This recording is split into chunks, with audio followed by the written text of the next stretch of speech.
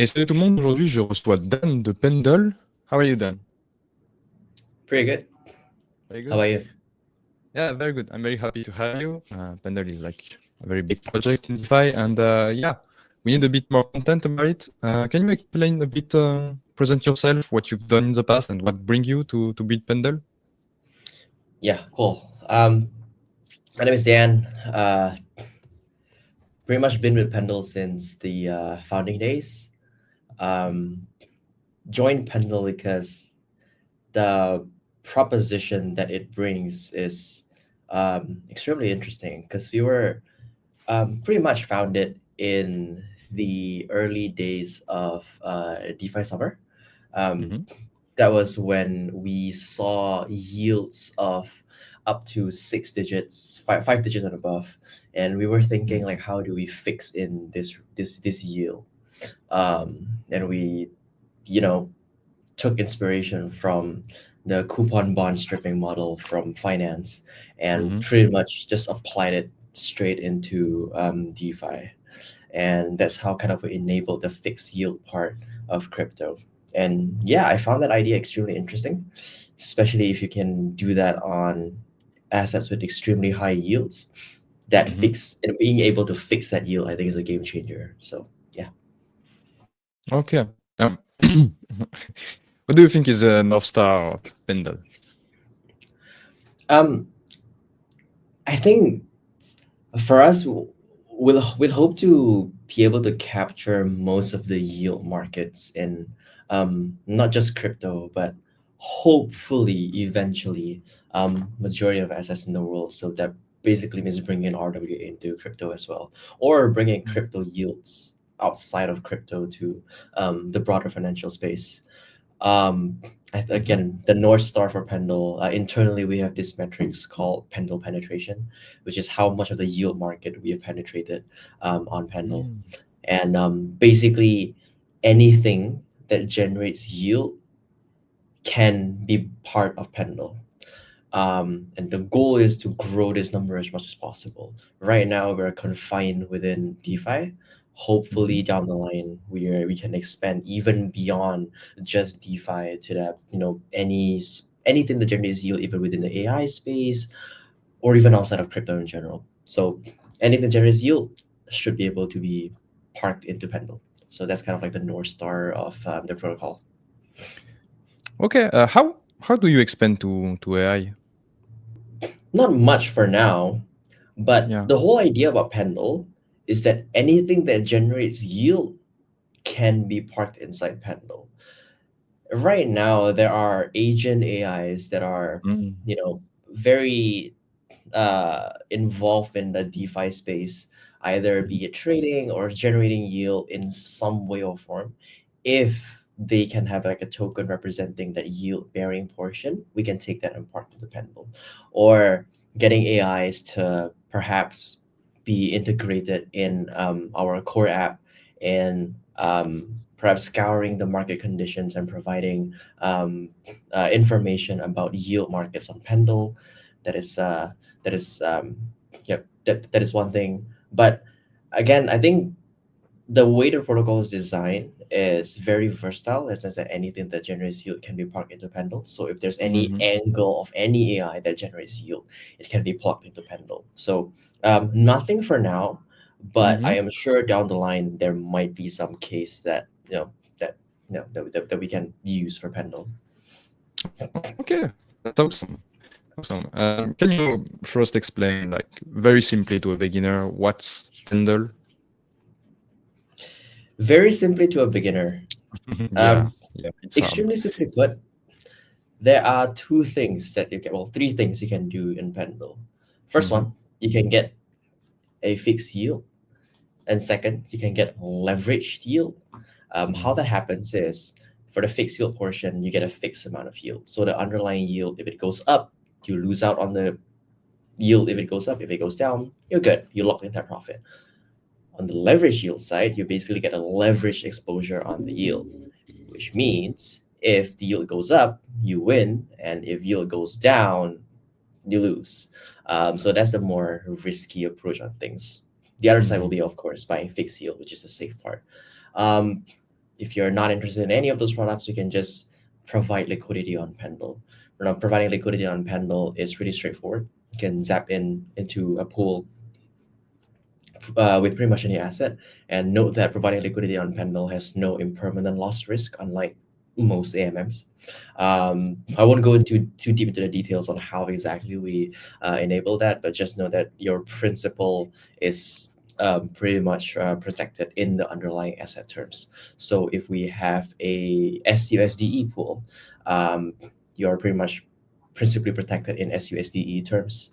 If you have STETH deposit into STETH pool on Pendle, again, you're also principally protected in the STETH pool. So those are the three main things that you can do on Pendle. Now, exactly how we achieve that, of course, is a little bit more complicated with the mechanisms, and I think perhaps we'll cover it later in this conversations, or you can just check out our docs to learn a little bit more on what the protocol is about. Okay. Yeah. So I think an important part is the yield tokenization. How can you explain that to a normie, and how does it work actually? Because I think it's hard. Yeah, pretty straightforward. Yield tokenization basically means we tokenize the yield. Now, what does it mean? So anything that generates yield, the yield portion is taken away as a separate token. So we split the yield-bearing part. Now, going back to the basics, if you hold STETH on Lido, the token represents two things. One, it represents the ownership of the underlying ETH that is staked in Lido. That's the principal. That's a principal price. And second, it represents the yield that you are going to receive from the staked ETH that Lido receives. Now, these two things are split on Pendle. Now, it's split into YT, yield token. This token basically represents the yield portion of STETH. The other token is PT, the principal portion of STETH. Now, STETH can be split into YT and PT, and it can also be redeemed back from YT and PT. So the value of YT and PT should be equal to 1 ETH. Which also means that PT, the principal, trades at a discount because it doesn't receive the yield of STETH. That discount, it's the fixed yield that you receive, which is why when we say you're buying PT, you're buying a fixed yield. You can think of it as sort of like a zero coupon bond of STETH. The YT part is basically the yield portion of STETH. So the yield portion obviously is a much smaller portion. So let's say 1 ETH annual yield is 4%. Maybe it's trading at about 4%. So like the 1 year YT will trade at 0.04 ETH. So it's like super cheap, which means that you can buy up a lot of YT, getting really exposed to the yield of STETH. If you're bullish on STETH, if the yield goes up, you win. If the yield goes down, you lose. I think getting one layer deeper than that, there is a maturity associated to it, where at maturity, YT basically stops receiving the yield from the underlying, and PT will be redeemable back to the underlying asset. It's again similar to how a coupon bond matures at maturity and is redeemable back to its par value. Same thing goes for Pendle. And yeah, because of that maturity, PT has a target date where it's redeemable for its underlying, and YT has a target date where its value declines to 0. So if you think that the yield that YT receives is going to be more than what you pay for, because it goes to 0, then you buy YT. If you like the fixed yield that is being offered on Pendle, then you buy PT. These two tokens are extremely interconnected because, again, the sum of these two parts equate to the one underlying asset. So yeah, there's a lot of different strategies. I can go on and on and on about the different strategies that you can do. Yeah. But I think just to keep it there, check out the docs, or we have a document called Pendle Academy where we cover the different strategies that you can do on Pendle. So yeah, that's roughly the yield tokenization part and a little bit on the yield trading part on Pendle. All right. And how does your AMM adapt to time decaying assets? Like, how does it work? That is It's hard. okay. That is a very complex question. I Mhm. can answer it, but for any viewers listening to this, if you don't understand this, it's fine. Yeah. Now, the AMM is an a so in a traditional AMM like Uniswap, if the Mhm. price of the asset change, you will incur something that is called impermanent loss, where Mhm. the value of your holding is less than what you deposited it for because of the price change of the asset. Now, price change of the asset can happen, because of trades and because of market sentiment. But the thing is, on Pendle, the price change of PT and YT Mhm. is also determined by time, meaning at maturity, PT's value is known. PT's value is whatever the underlying asset is because it can be redeemed for the underlying asset.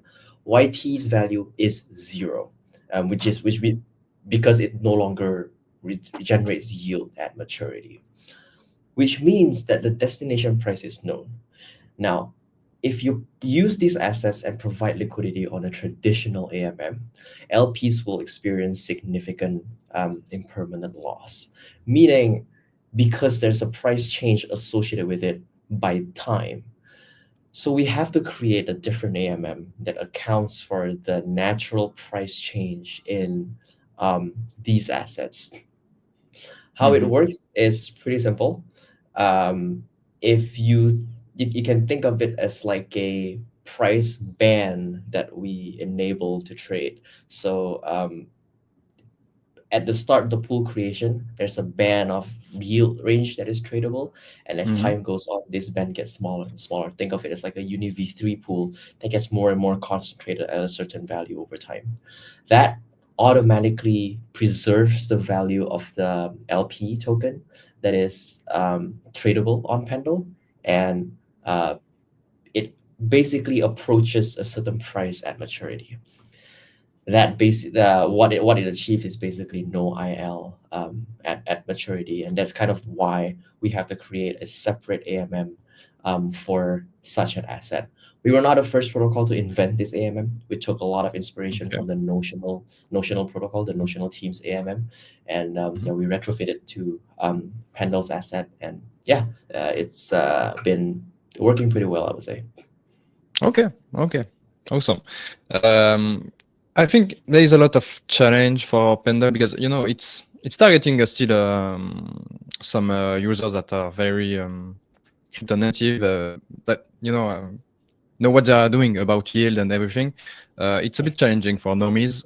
Do you think there's a world where Pendle focus on normies, or you just want to focus on TradFi and really professional people?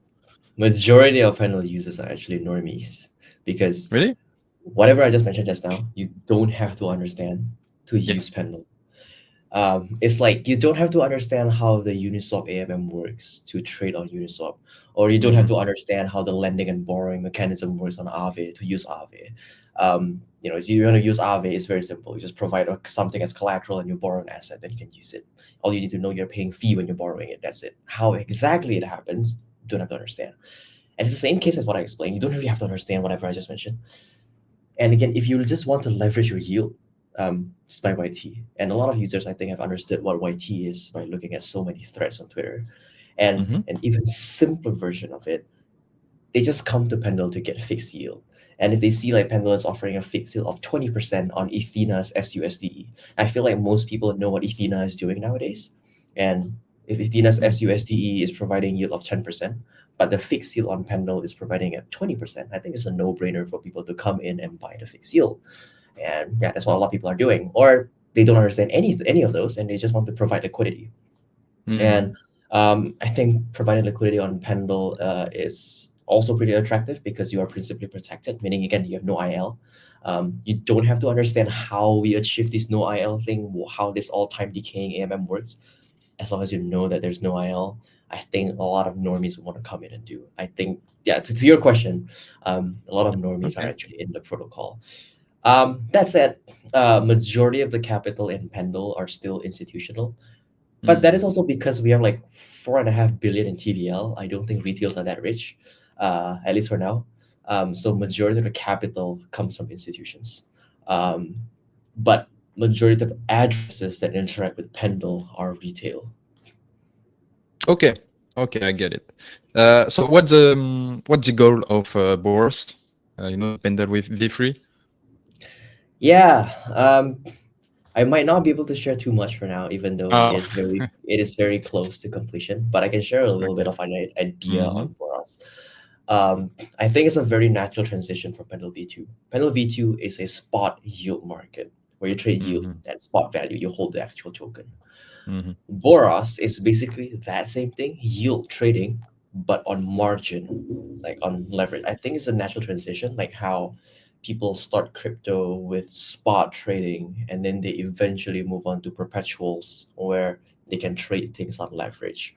Mhm. In the same vein, I think we're moving away. We're moving forward from spot yield market to a leverage yield market um, for Boros. And also the goal for Boros is because it's on margin, means we are not confined to any assets in crypto, actually, because as long as it's an oracle, we should be able to support that asset. And to start, we will be supporting funding rates from perp or perpetual exchanges, can also be from centralized parties.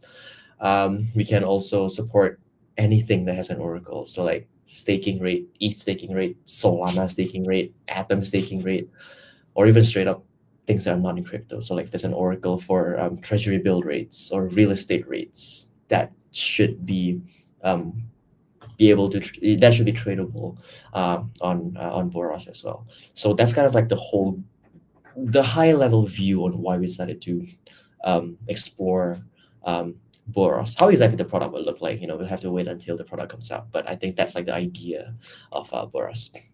Okay, that's crazy because it sounds like you really want to tokenize everything, and that makes a lot of sense in blockchain. It's like it's made for.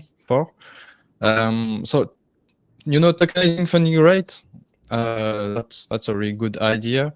How does it work exactly? How do you work with to be sure about your source? Yeah, again, it's a little too early for me to share, but how it Oh, works yeah. is very simple. It's the same as Pendle V2, but you just trade the yield of the funding rates. So um, let's say funding rate is right currently at 10%, and on Pendle it is trading at 8%.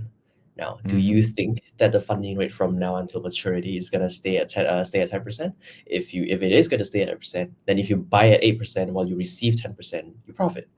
But if you think that Mhm. yield is gonna go down to, for example, 5%, and it's currently trading at 8%, you short it because if you think that it's gonna go down to 5%. The idea is Yeah. very simple. If you think the yield's gonna go up higher than what it's trading at, you long. If the yield's gonna be built lower than what it's trading at, you short. Um, the good thing about yield is that yield is more predictable than price. Um, if I ask you what Mhm. Bitcoin price in like 2 months is gonna be, it's impossible to predict. But I think yield Mhm. is much more predictable because if you really understand the space, you can sort of understand user behavior and you can also understand where yield is. It's just like if I ask you the ETH staking rate over the next 2 months, yeah, you're gonna say it's gonna hover around 3.5 to 3.6%. And yeah, it likely is gonna be the case because yield is much more predictable than price. And if we let people trade that, I think a lot of people also is going to have very differing opinions on yield. And if you enable a leverage large enough, I think people will be speculating on the yield rate at a pretty close margin, which makes yield trading even more interesting here because you're trading an asset that generally is more predictable than a spot market. All right. And how do you ensure all the security? Because if you tokenize everything, there is a lot of security issue. What Oracle are you working with, or Yeah, what oracle we're working with will be announced shortly. Yeah, too early to share, but we will be working with you regarding okay. security. I think this is more like a internal policy. No contract changes are allowed if it's not audited. Mm-hmm. So any contract changes must be audited if it can be Mm-hmm. changed. Core contracts of the protocol, like the fee pendle contracts, the core AMM contract, the very, very fundamental core contracts of the protocol are immutable, means they cannot be changed. So Mm. yeah, I mean we cannot change the contracts even if we want to. So There's nothing much we can do there. Regarding the specific functions of the protocol, we have a lot of audits already on the protocol. You can check out our website, pendle.finance, and scroll down to look at our audit reports. But I think most importantly is that the contracts are immutable. So nothing much that we can do there. This contract is unchangeable. And the individual parts of Pendle are pretty isolated from one another. Like the AMM is the AMM. The VE Pendle, which is our governance system, is a separate system entirely. The yield tokenization part is also a separate thing entirely. So if one happens to fall apart, the other component will not be affected because they are completely separate components that interact with one another. So and it's also in our contract design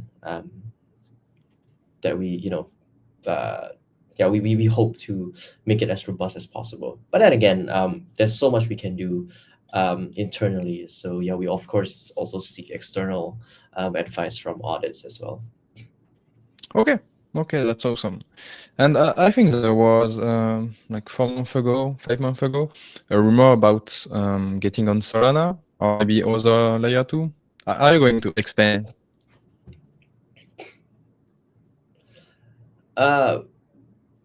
We can, but I think for now the focus would be on Boros. And also on Boros, as long as there's an oracle, we should be able to trade that yield. So we technically don't have to go to Solana to trade Solana yields if we want to on Boros. But exactly where Boros is gonna be, like the home chain for Boros, is also to be announced. But the team is extremely interested in Rust, the programming language that Solana uses, and team has a lot of passion and in the overall programming language of Rust. So we are looking into it, but no concrete timelines yet, and we can't even promise if we're going there. But Solana yields are definitely interesting because it's much more volatile than Ethereum yields, mainly because people in Solana are a little bit more degen.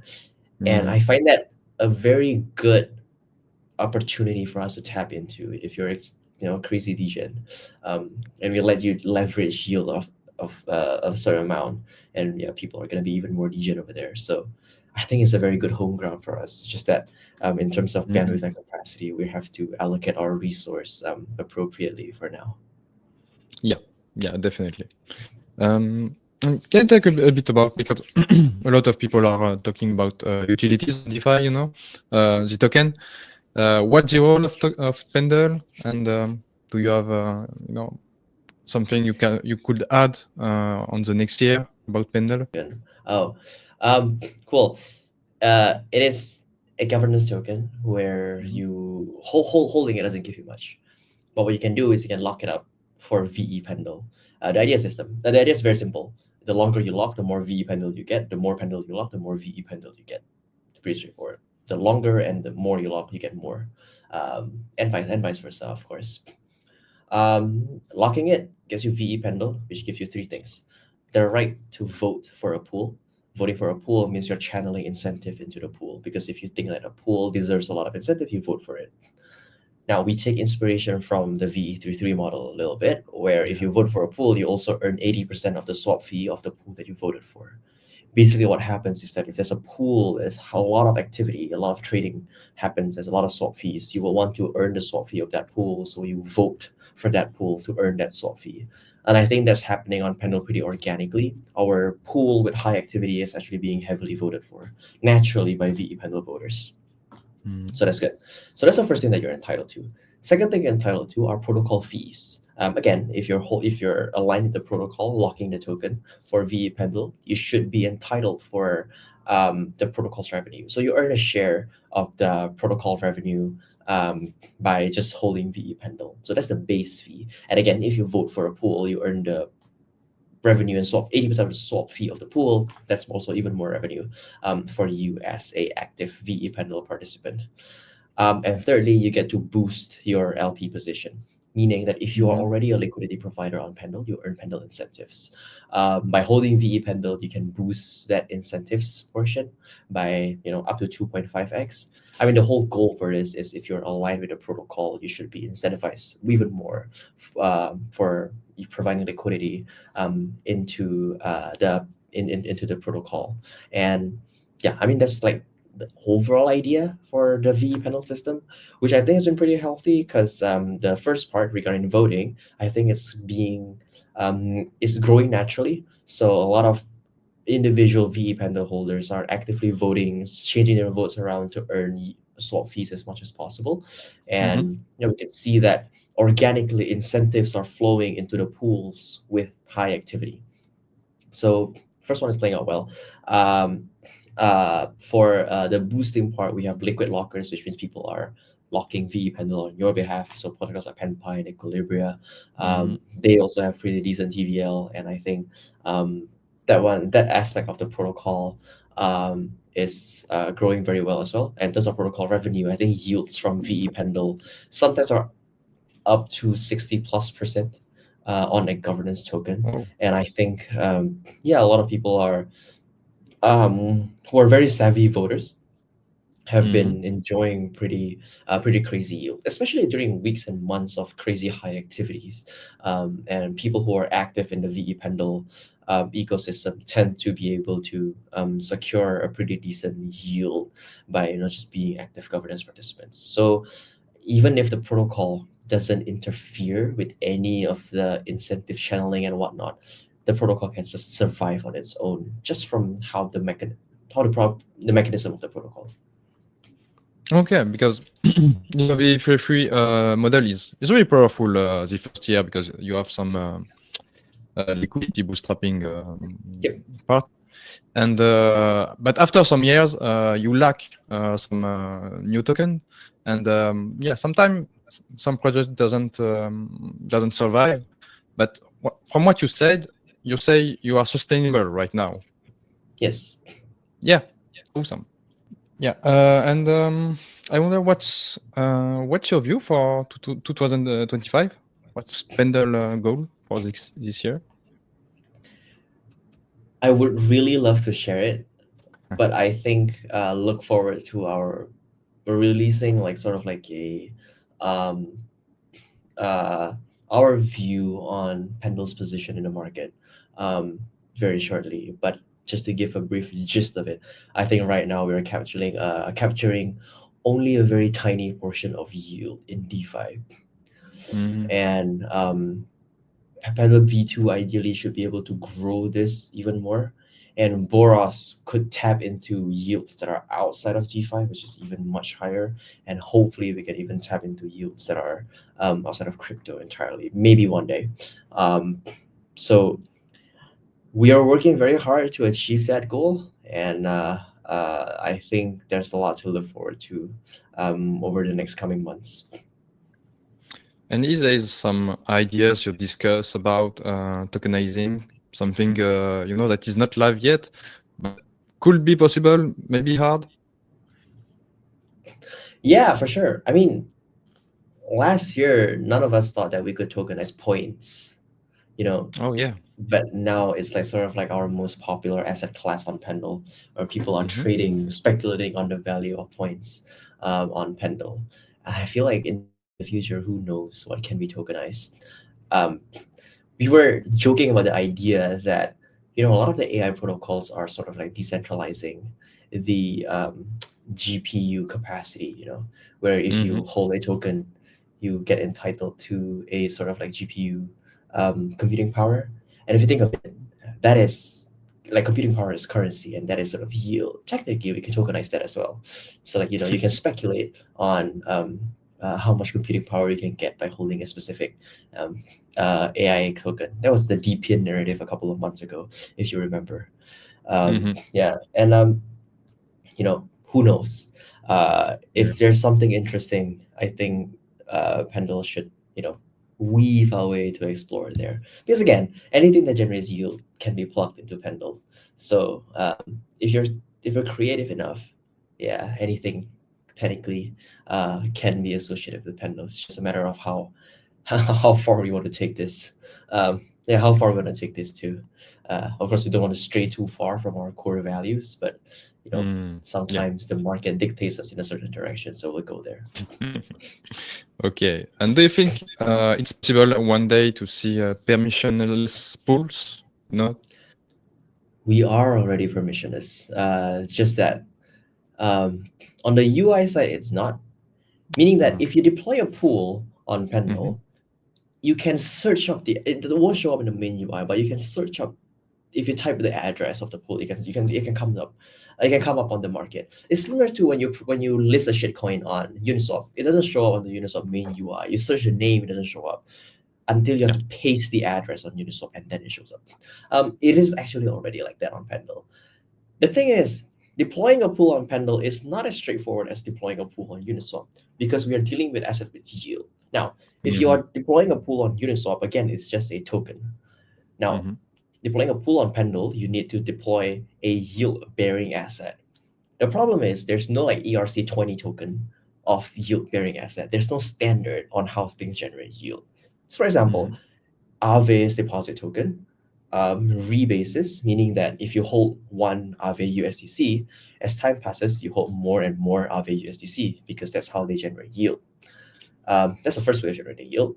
So the other way, which is the more common way, like compound or rep STE, for example, if you hold that asset, you don't get more of that asset.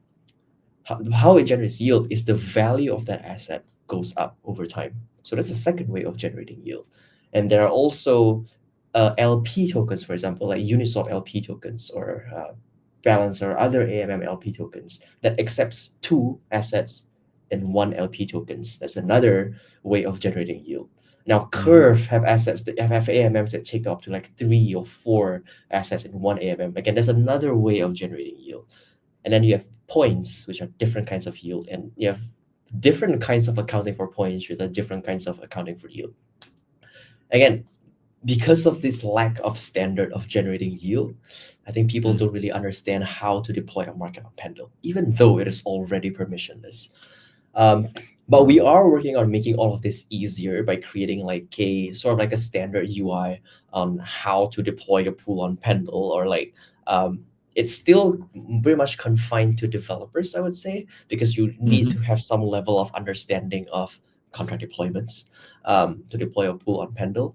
So, but we are working to simplify this whole thing. But I mean, I was just explaining that whole manic saga of yield-bearing asset because again, we are also pretty frustrated that there's no standard for yield-bearing asset. There's one, the ERC 4626, but that standard is a little bit too limiting to a specific type of yield-generating asset. We can already support that. So if you have yield-bearing assets of that standard, it's very easy to plug it into Pendle. So technically, on a smart contract level, it is already permissionless.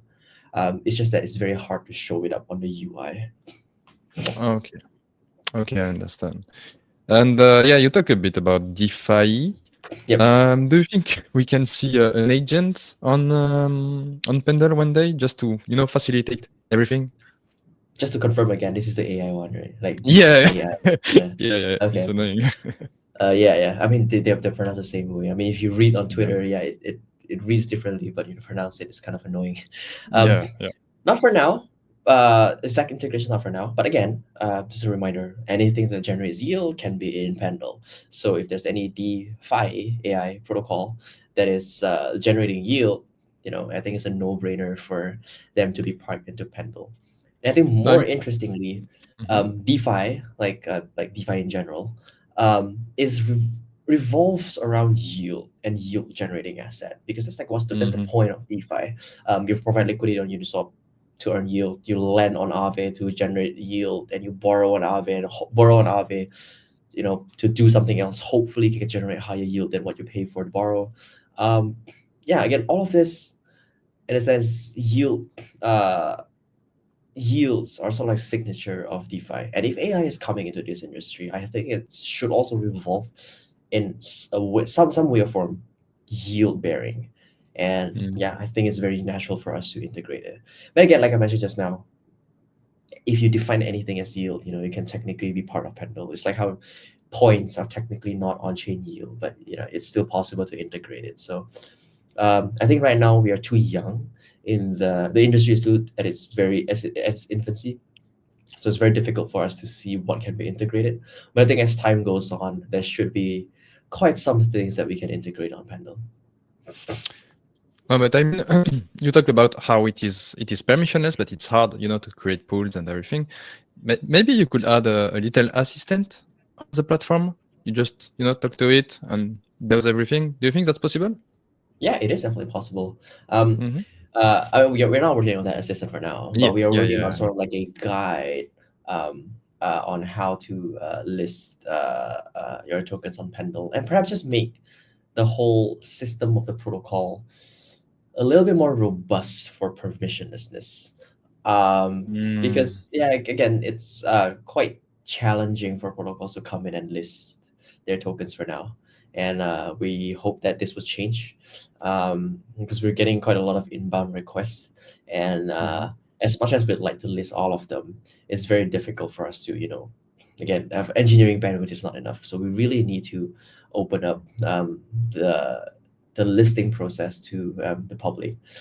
Yeah, I think Mm-hmm. the effort here is not on creating the permissionless part. It's more of like creating a system that can support a permissionless protocol, because the protocol is already permissionless, if you know what I mean. So that's not the hard part. Is creating a system that supports the whole permissionless aspect of Pendle. Okay. And do you think you can in the future, maybe with some more regulation, targeting a lot of TradFi, because this is a new market for them.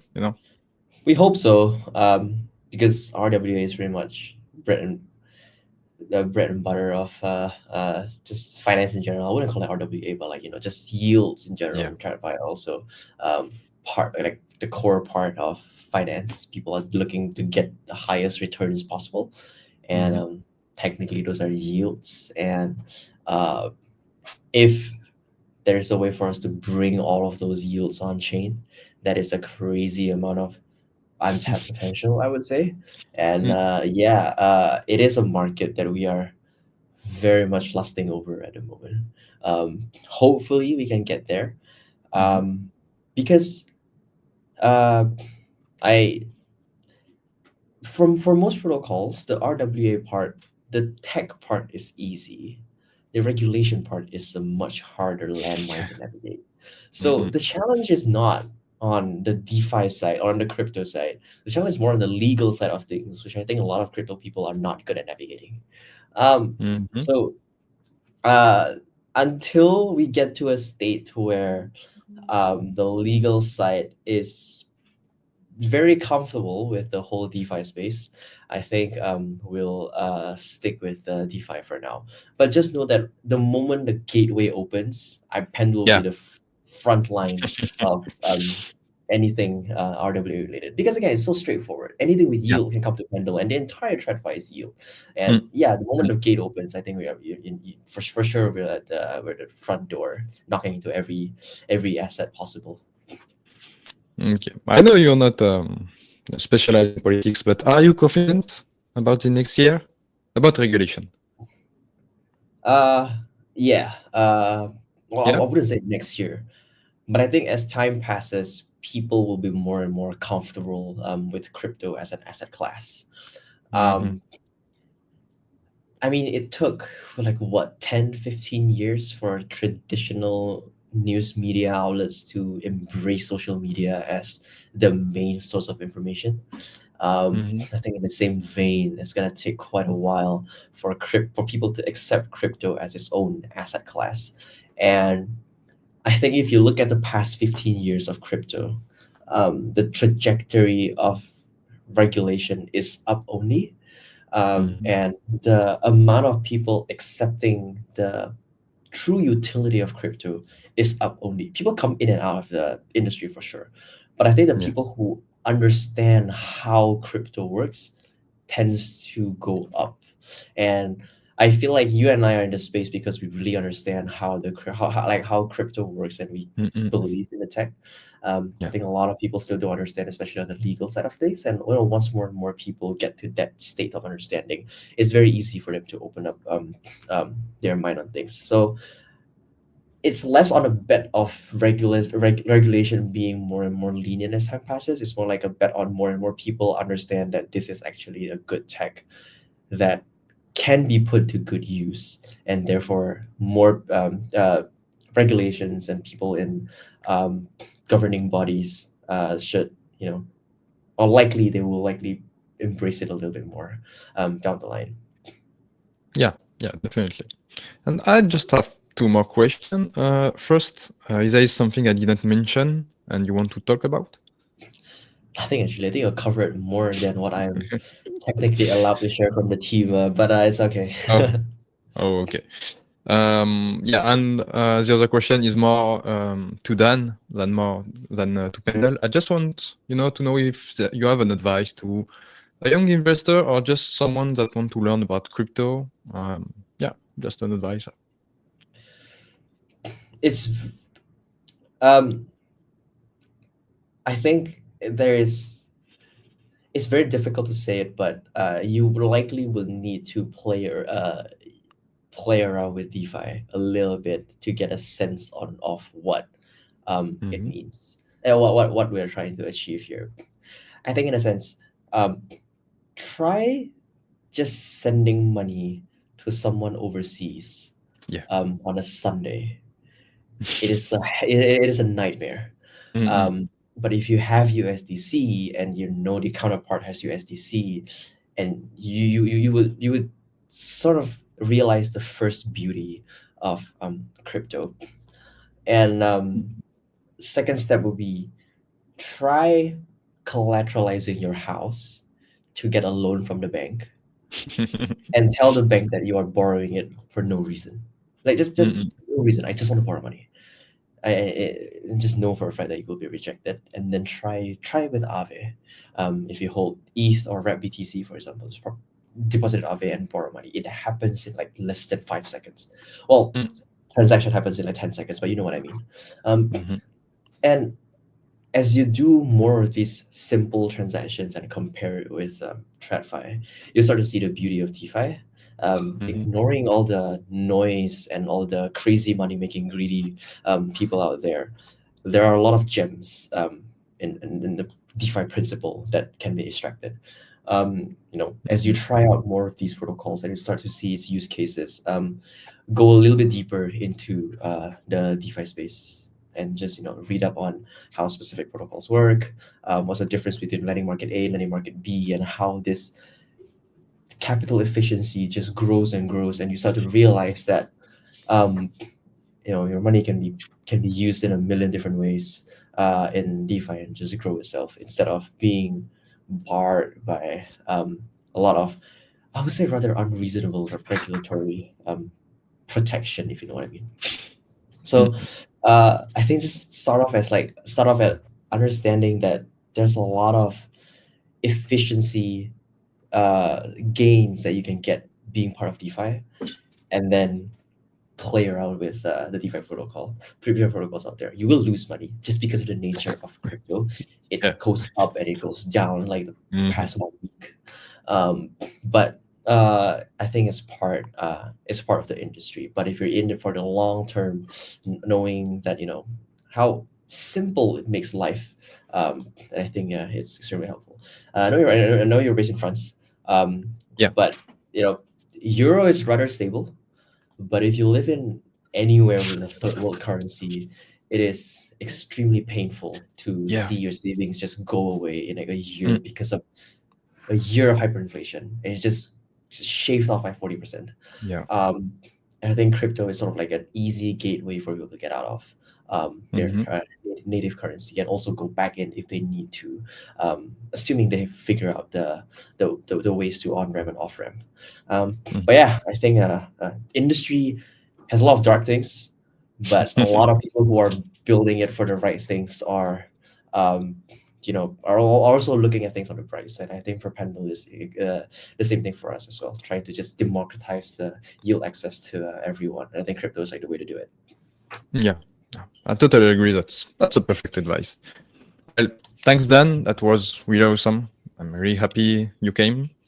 And maybe see you another day if you have announcement or anything. That will be a pleasure. Yeah, cool. Thanks for having me. Yeah. See you, man. Bye bye. All right, cheers. Have a good one.